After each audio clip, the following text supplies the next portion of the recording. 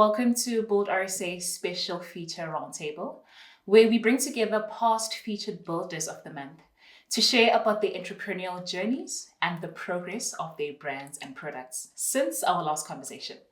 Today, we have the privilege of hosting esteemed South African business owners, including Terisa Hsu-Lee, founder of Ever Beauty, and Bandile Radebe, founder of IPerformX, who have been at the forefront of innovation and success in their respective industries. So let us dive into the conversation and gain valuable perspective from our distinguished guest. Terisa and Bandile, welcome to the show and thank you guys for coming through. Hey, Thank you so much. So let's get right into it. We know you guys are entrepreneurs and we can't wait to hear all about it. So since being featured as the builder of the month, what significant development or milestone have occurred in your businesses? Let me start with you, Terisa. Sure. So for me, I am closing down my physical store, Ever Beauty SA Emporium. And before you all jump into conclusions and say, sure, that's not a development, that's a failure, let's really look at business and what is imperative for business. For me, the decision, although sad as it is, the landscape of the market has changed. Yes. And I've sensed that. I've experienced it throughout my 3 years in business in a physical space. I mean, I was always on the online space and I developed and I saw the growth. But within the 3 years of establishing a physical business, I've seen how it's just been uncertain and people just don't have the time. We lead busy lives and having a physical premises, which equates to higher rentals. And every year we get an increase. Yeah. The landlords are not, shy about that. And of course, these are the considerations that I need to take as an entrepreneur. And the decision, as sad as it is also for the best of the business to close it down and focus on online. Because I'm sure that wasn't an easy decision to make, to actually get to that conclusion to close the physical store. Yeah, because it becomes your baby. You set the beautiful place up. You have your theme, and every single thing that you put in that place, in the space, is from your heart and your passion, your soul. So to actually take that away, we need to step away from our emotions as entrepreneurs to say what essentially is important for the business and the longevity of the business. No, that is actually very true. So Bandile, what has been your milestones in your business so far? Sure. It's been a crazy time, but we just launched our clothing line, fitness clothing line. Congratulations! Just did it actually. Congratulations! Our active wear. Nice. So that's. It's the first quarter of the year, and it's a huge milestone for us to actually get an active wear with all the other products that we have. So yeah, that's it's the first quarter of the year, and yeah, it's. I'm excited. I'm fired up. Yeah. Okay, no. Congratulations to you both, even to you, Terisa, with regards to the online store. It still is a milestone, as though many other people might think otherwise, but it actually really is. Okay, so how has the market landscape evolved for your products and services since our last conversation? So back into my situation. Yes. I just realized people don't have the time, and they really the online space, which was something that was quite frightening in the beginning because people were afraid to buy online because they felt there could be fraud, they don't know who they're buying from. But now, within the past 3 years of me having a physical store and transitioning from online, and at the same time I'm simultaneously running both, I see that people want to do the online. They're comfortable now. Yes. It's become like a norm as opposed to previously. And so that's why the focus needs to be redirected into that platform of online, because that's where we're going towards. Soon, before we know it, all these stores are just going to close down and everybody's just going to buy things with the click of a button. True, because actually I was also like that. I did not like buying online, but I actually do it now. So it is actually changing. Exactly. Yeah. So Bandile, have you introduced any new products or services? If so, could you tell us more about them and the aspiration behind them? So as I said, the clothing line. A lot of people don't know that I'm a personal trainer. You look like one. Definitely does. Yeah, thank you so much. Yeah, so we are in essence building an app for my clients, and so it's going to be integrated into more of an AI, whereby people can actually, or rather my customers, clients as well, can actually go in and log the injuries, so that I can come in the morning or whenever, and actually it's very innovative. Okay. Yeah, log in the injuries, and then I can come in and train them based on that. So That's cool. yeah, That's that's something really very cool. innovative. I've never heard of that, but yeah, we getting there. Yeah, no, that's really cool. Yeah. So you said you guys launched the new Active Way. Active. Yeah. So why specifically Active Way? So we've got shorts, we've got vests for male and female, 2-in-1 shorts.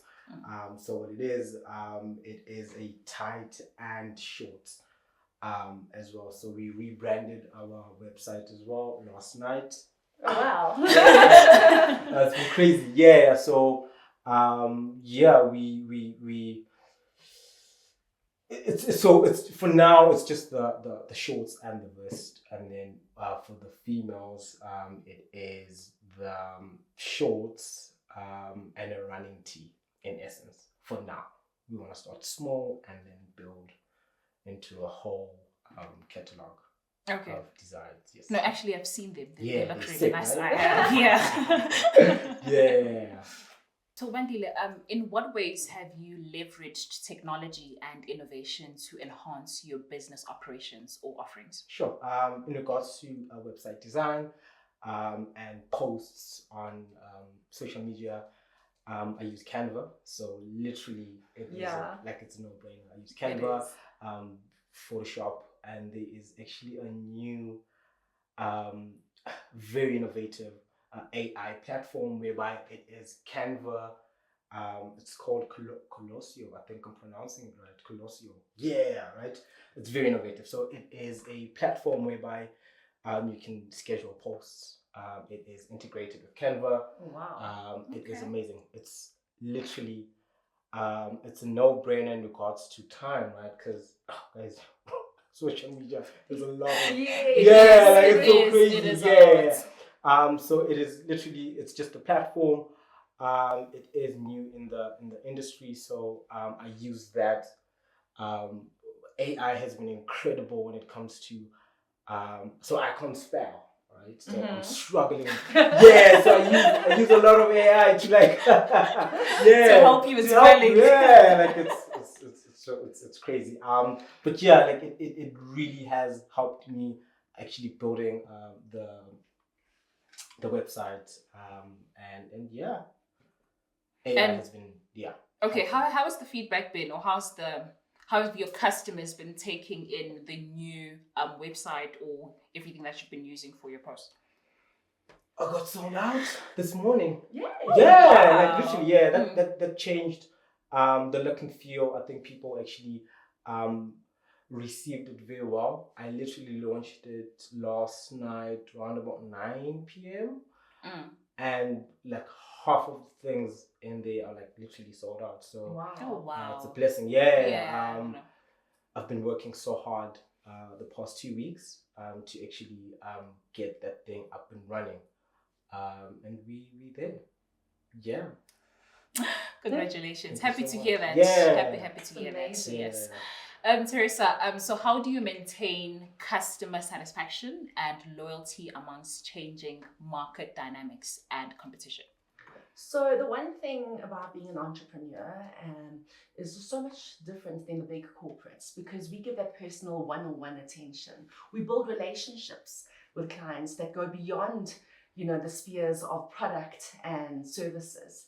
It's understanding how the customers are, how they're feeling, when their birthdays are. Those sort of finer, small details may seem minute, but those are so big and so Yes. important. And that is how we retain that customer satisfaction. Also through social media, when it's a birthday, I personally, as the director of the business, will say, hey, happy birthday, happy anniversary, those sort of things. Congrats on your child's graduation. And that you cannot get from a large corporate. True. I think it's also because your brand has a very personal touch, especially your perfumes. The message written in them has a very personal touch also. Yes, for us, even with our products, it's not just fragrances, it's everything with a purpose, right? Yeah. So even with the fragrance, it's called I'm Beautiful.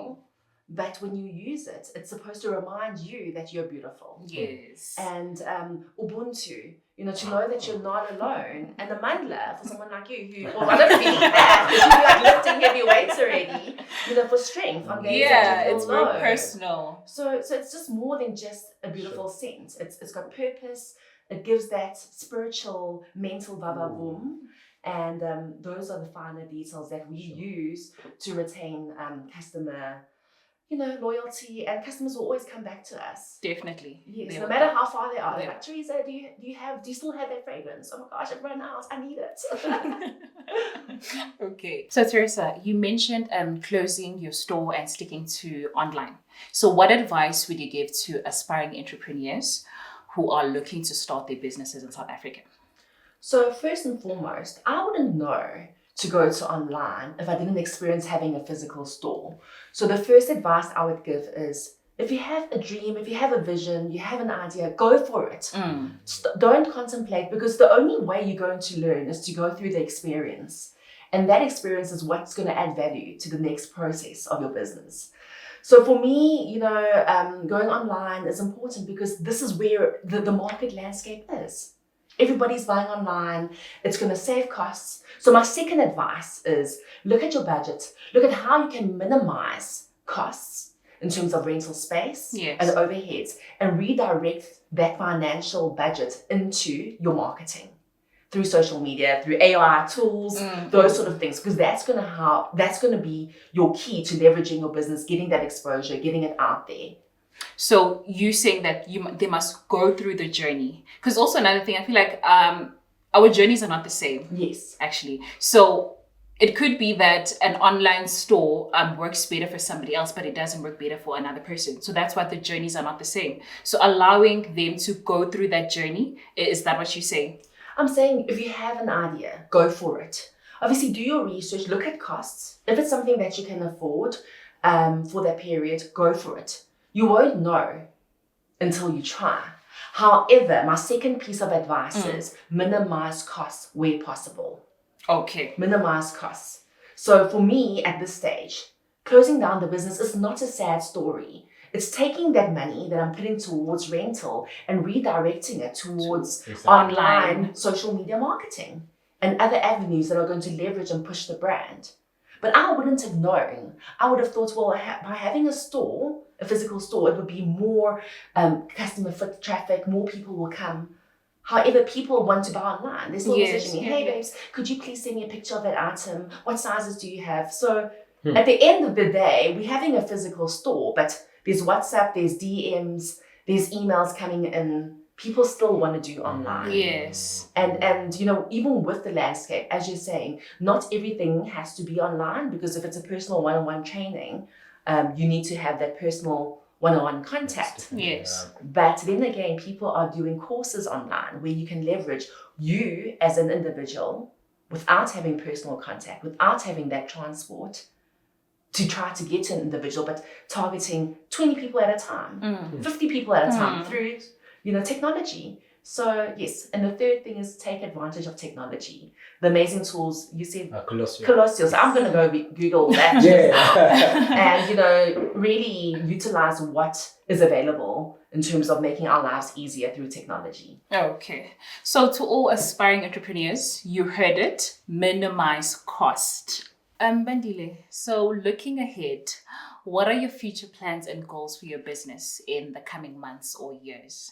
Take over Africa. I'm kidding. This is a big dream, but it will happen this year. I'm going to own a gym. I'm going to open up a gym. We are, so it's two things, right? So it's that, which I think everyone by now knows. But it's there's one thing that is going to really, it's going to be very innovative, groundbreaking. It is a cereal with whey protein infused, cereal with collagen infused. So Cocoa Pops, Okay. actual Cocoa Pops with collagen and whey protein infused. So we're still in the R&D, research and development, but in the next couple of months we should be up and running in regards to that, and yeah, that's what we're planning for the year. Okay. exciting. It is. Yeah. It definitely is. What about you, Terisa? So for me, I'm an entrepreneur and I'm multidisciplinary. So I never stick to one thing. As the landscape changes, things change, opportunities come, I'm there. From my side, in terms of Ever Beauty, it's all going to be online, focusing more on events and, getting more customer retention through one-on-one interaction. But in my personal space, I'm leveraging into PR and marketing for Asian companies that are situated in South Africa that need that exposure. So there's, as an entrepreneur, never ever let opportunities slide. Yes. Take everything by the reins and go for it. Okay. Thank you so much, Terisa, and thank you, Thank Bandile. you. We extend our heartfelt gratitude to our esteemed guests, Terisa Hsu-Lee and Bandile Radebe, for sharing their experiences and perspectives with us today. We look forward to witnessing this continued success and growth in their ventures. Thank you for joining us in this special feature roundtable. Until next time, and keep building and innovating.